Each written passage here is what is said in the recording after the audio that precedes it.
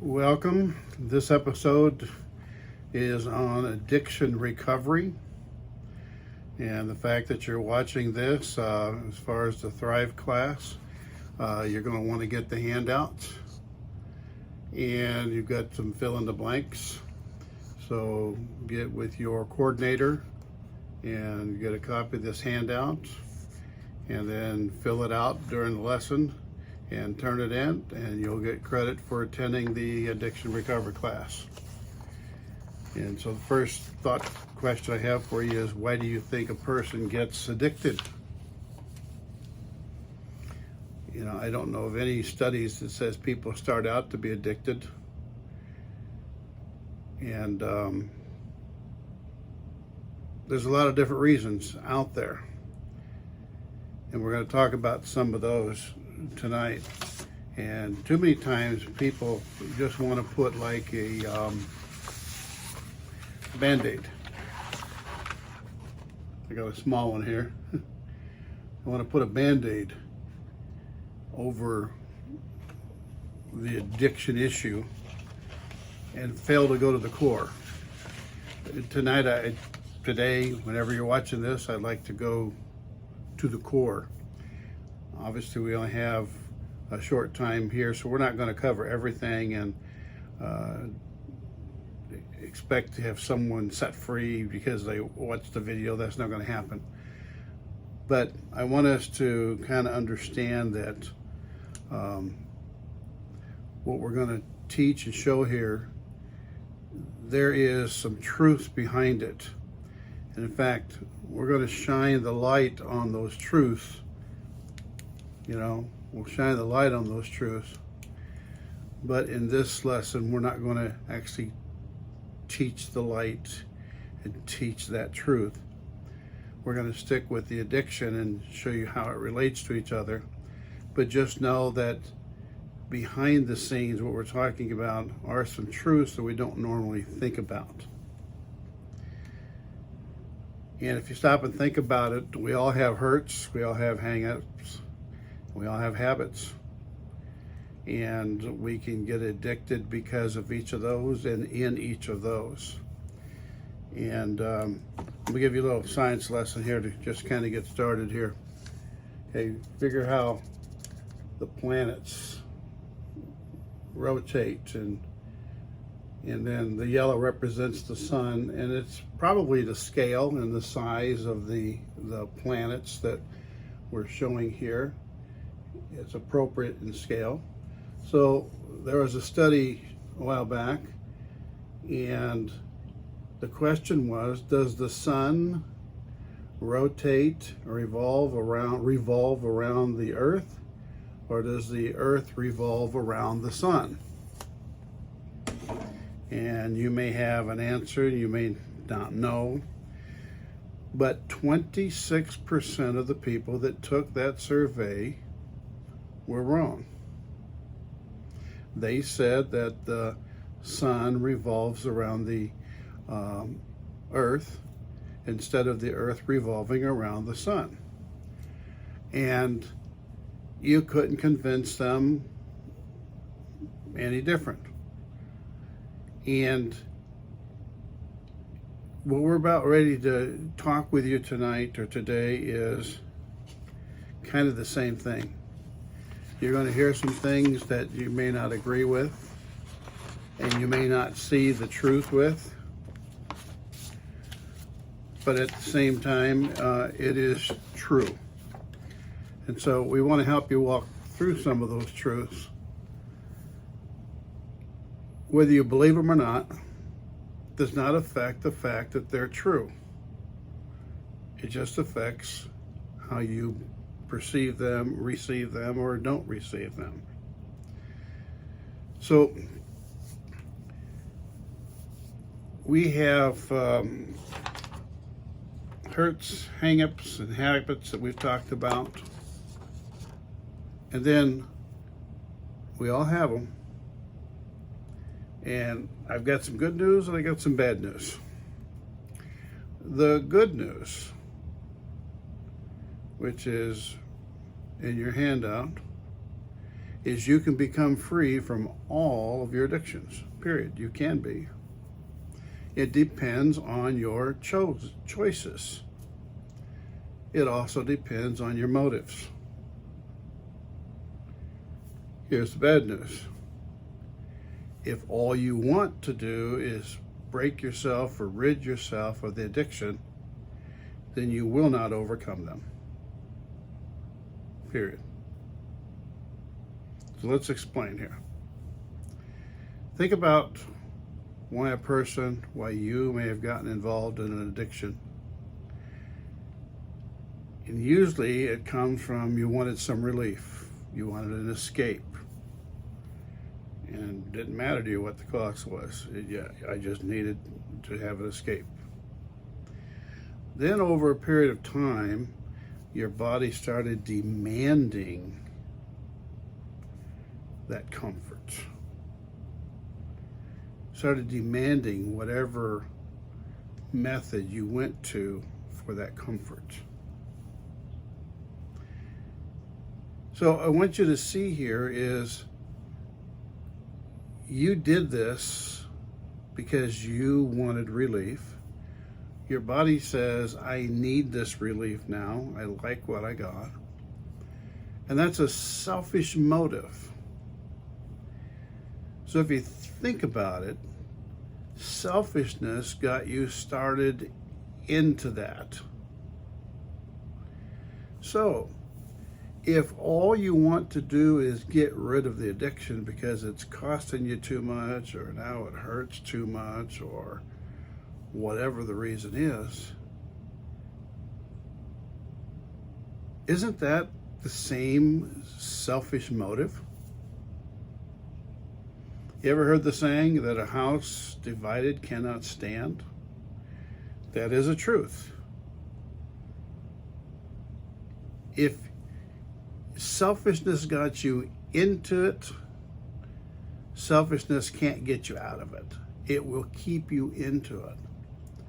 So if all we do is look for the escape or the get rid of the addiction, it ain't going to happen. There has to be something else added to, I want to get rid of this addiction. Okay, there has to be something else added to that desire to quit. So we're going to talk about what do you add to it? How do you get rid of this? And we're going to tell you tonight that there is hope and there's grace to those wanting to walk through the addiction process. Okay? Now, there are physical laws of gravity when we think about the world, the universe, even light. And if I was to drop this, if I was to let go of this, you know what's going to happen. It's going to fall. And if I didn't catch it, it would fall to the ground. We know that as gravity. That's a physical law. We see that every day. What we don't see every day are other types of laws that principles of life have been built upon. And because we don't see them, we don't know they exist, we don't want to believe them, or just too easy to forget about them. But what I'm trying to tell you is these laws are just as real as the physical laws of gravity. Just as real. Okay, so I want you to think of tonight that there's a light glowing behind the curtain. You know it's there because you can see the glow. Okay, it's behind the curtain. You can see the glow. And your eyes aren't ready for the brightness of the light. They're too bright. Goes back to the movie, you can't handle the truth, saying in the movie. I want you to know that the light is real. And I want you to know that we're going to talk about some of the principles that the light represents and how it affects us. just because you didn't know it, don't be like that 26% that I'm just going to believe what I want to believe. And it didn't change the revolving. Okay? I don't want this to fall to the ground. Does not change the fact if I let go, it's going to. These others are just the same.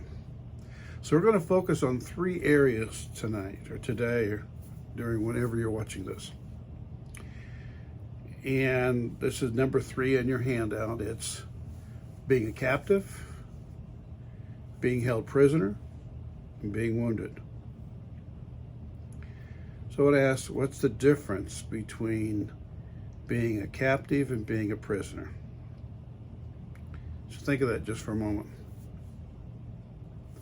So a captive is someone who's imprisoned through no fault of their own. You could be born in captivity. Another example, let's say, think of Afghanistan, that's fairly current. The people that helped the United States when we left there, they were as free as they could be when we were there. And overnight we pull out, and the next morning, those same people who were there woke up in captivity. What did they do wrong? Nothing. They became captives. Okay? The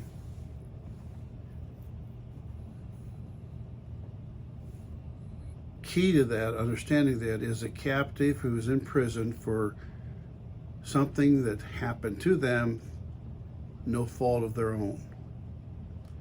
And then we have what we would call a prisoner. A prisoner is someone who goes to jail for what they've done wrong. So now you've got your own actions that are putting you in prison. And then we have those that are just hurt. And we'll talk about the different types of hurt. So let's talk about, this will be number 4 on your handout. Let me dig it out here so I can see that we're keeping up with everything. The 3 main causes, okay, number 4, of addiction is being a captive. And there you can put, through no fault of your own, a traumatic event that happened to you. Okay? You're going to be trapped without a chance. Abuse that's happened to you. Family curses happened way before you were even born, and you were born into that. Those are 3 examples of captivity. And then the second one there is the choices we make, the things we do wrong, or we can say our mess ups. Okay, they're the bad choices, relation-wise or otherwise. Okay, choices that we've made that we are now suffering for, we're imprisoned, we're hurt for. That's the second part. And then the third one, okay, being wounded, we're hurt. We want to escape that hurt, that wound. We want to escape from the pain. It could be emotional pain. It could be physical pain. It could be mental pain.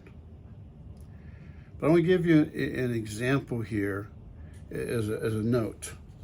I want to add this to the note here, and that is vows and judgments.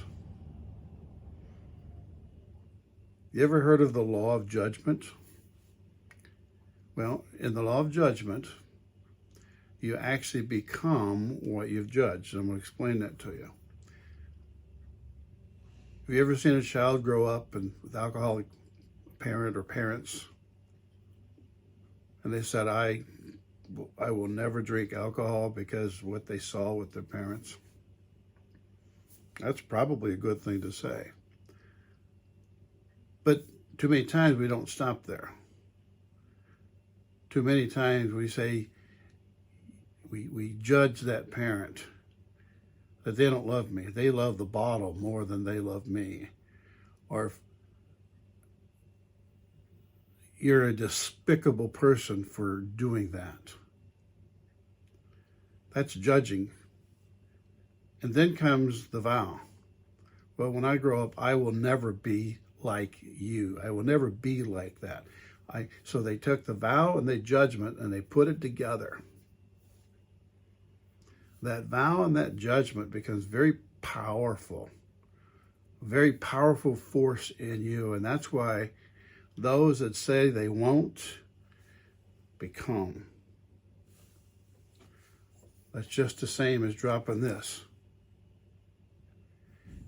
See, when you make a vow in your hurt and your wounds, on the judgment that you've already put out, it will never be good. It will fall every single time. And then there's another law that takes place during this. It's the law of unforgiveness. We don't want to forgive because we think it's going to give freedom to them. But what I want you to see is unforgiveness keeps you prisoner. And you're not a captive of unforgiveness. You're a prisoner because of unforgiveness. You're doing that to yourself. Because unforgiveness is always a choice.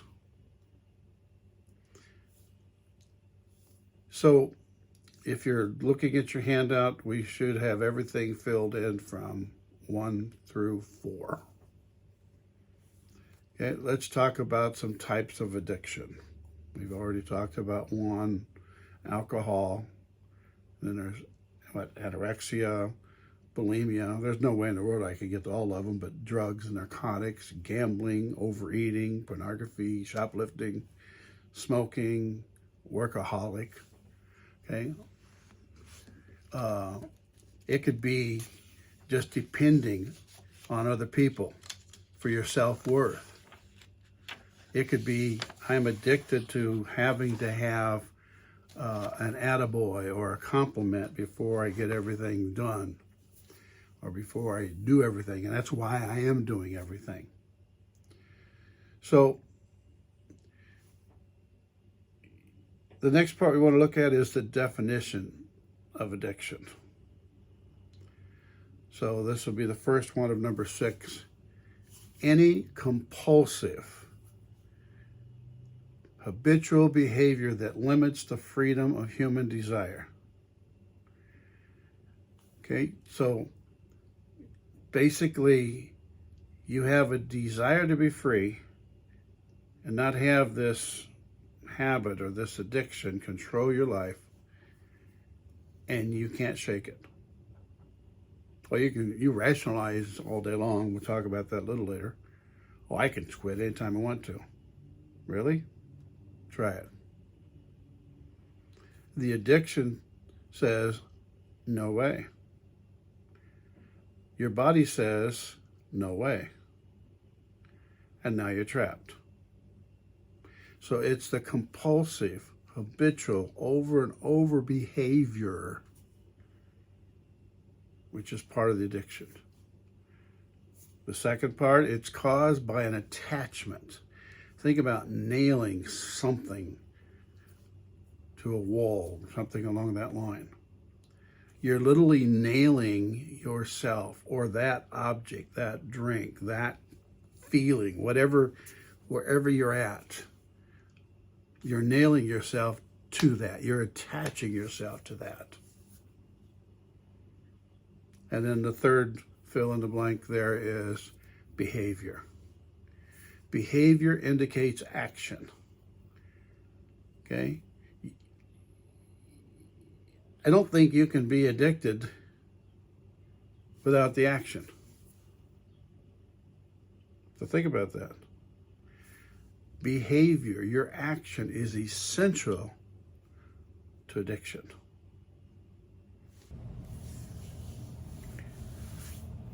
Okay, section number 7. There's 5 essential characteristics that mark a true addiction. Okay, the first one is tolerance. It's always wanting or needing more of the addictive behavior in order to feel satisfied.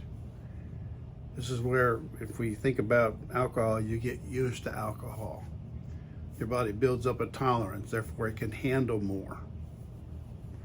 You give it more, then it's going to demand more. There was a time that 0.35 was considered blood alcohol high enough to be dead. And now we've got people that can get up to 0.6. That's an experienced drinker. Your body has to work. They never get below 0.10. So technically, whether they've been drinking, I mean, they're drinking all the time, they are never below the legal limit in order to drive. Okay? And the interesting thing about this is the addicted person is not normally aware of the body's pursuit for that substance. The body is dictating you. You ever heard people, man, I wanted to do the right thing, but I couldn't? Why is it when I don't want to do that, I do? See, that's taken the choice away. Is that a prisoner or is that a captive? Could be both. Was it hurts and wounds? Could be both. So it becomes a vicious cycle.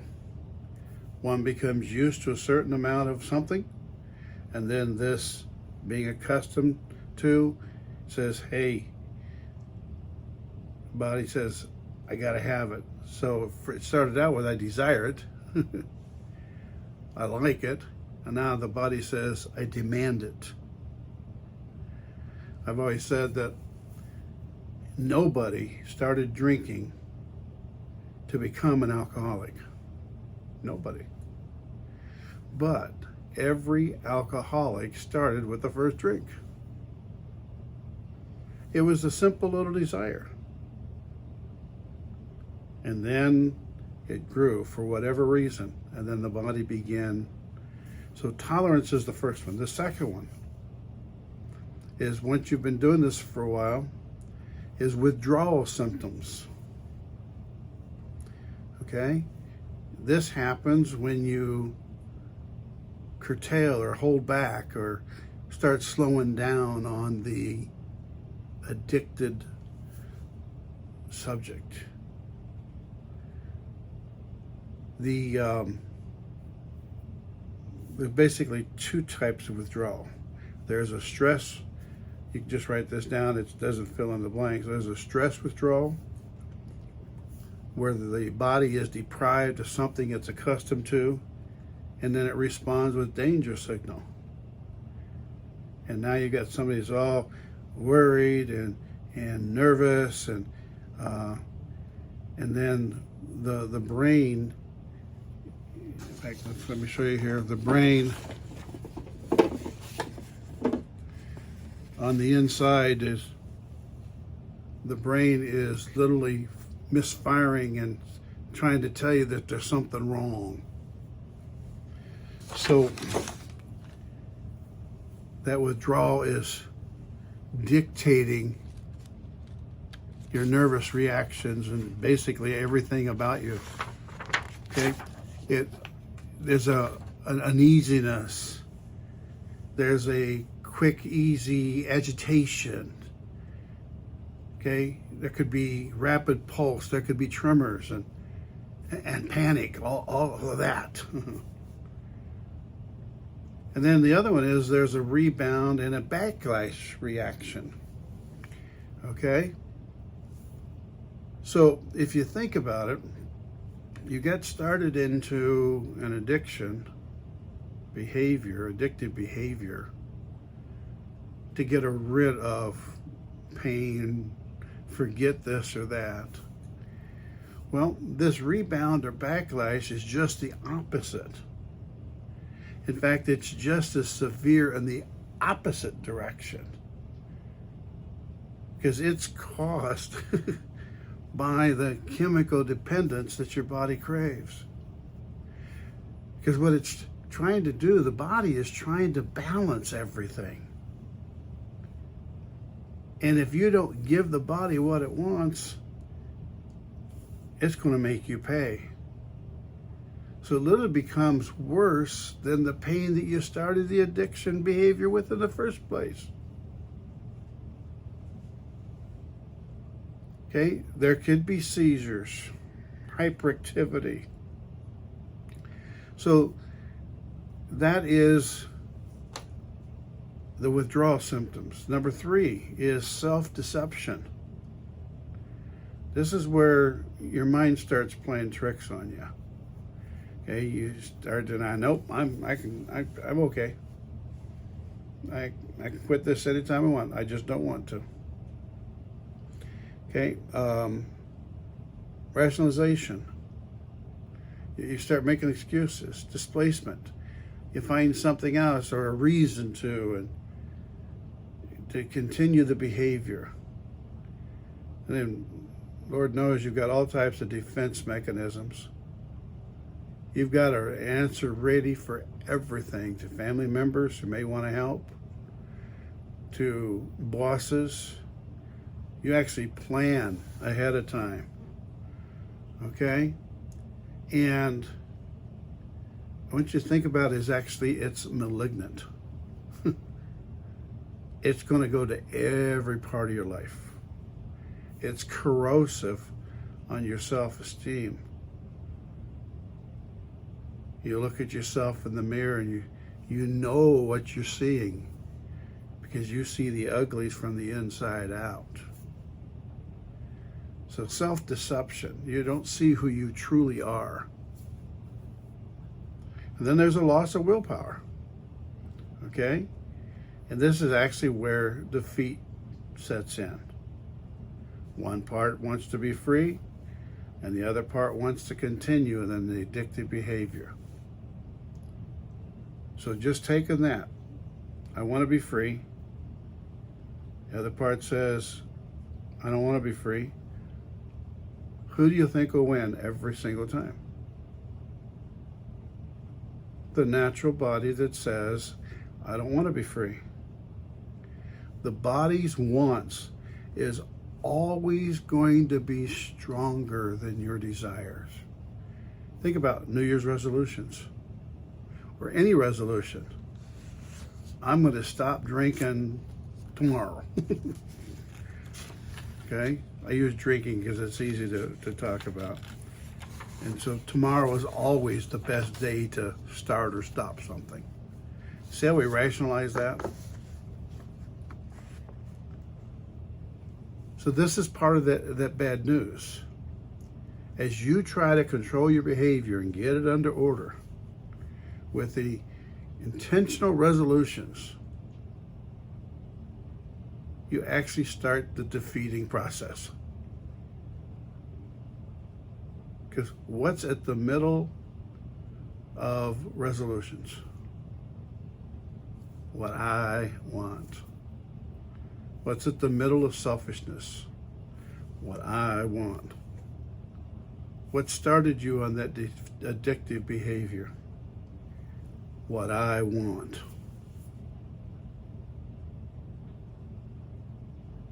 And then number 5, distortion of attention. Your mind has a way of hiding addictions from you. As long as your body is satisfied with supply, there's no conflict. So the addiction actually kidnaps and distorts our attention.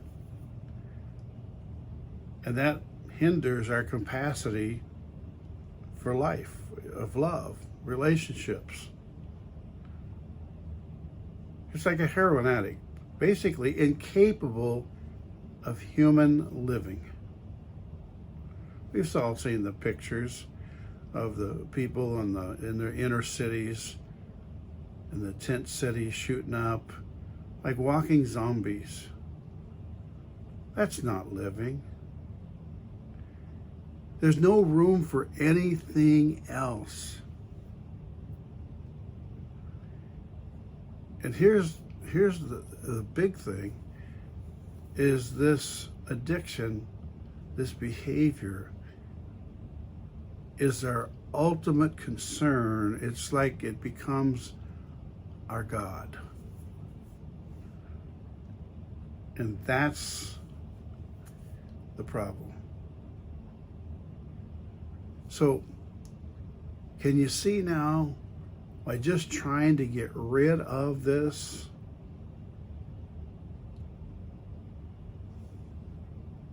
doesn't work? It's no more effective.